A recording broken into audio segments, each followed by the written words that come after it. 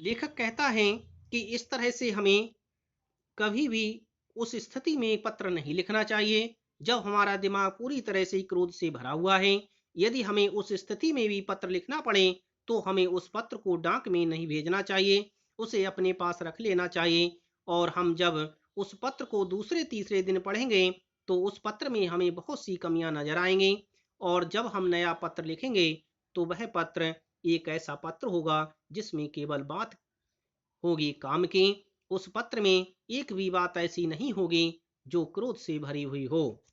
क्या आपके पास किसी का गर्म खत आया है और आप गुस्से से भर उठे हैं? हाँ, तो आप भी ठहरिए और अभी खत ना लिखिए।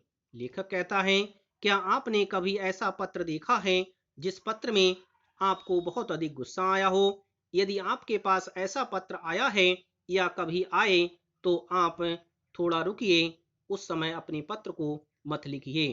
क्योंकि यदि उस समय आप पत्र लिखेंगे तो आपके पत्र में भी गुस्सा ही होगा, आपके शब्दों में भी गुस्सा ही दिखाई देगा।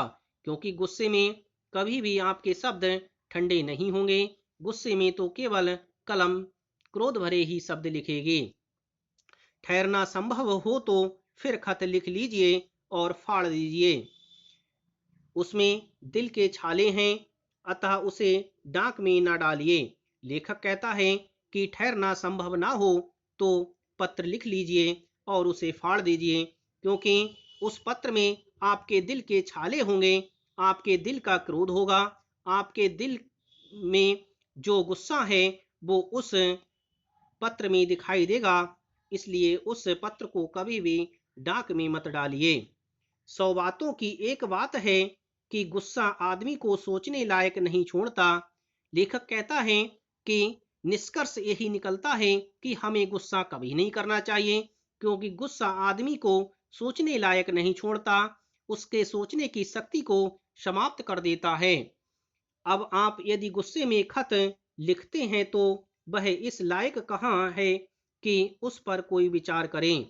इसी तरह जब आप किसी का गरम खत पढ़कर गर्मा गर्म हैं और तभी लिख बैठे उसका जवाब, तो वह इस लायक कहाँ होगा कि उस पर कोई विचार करे।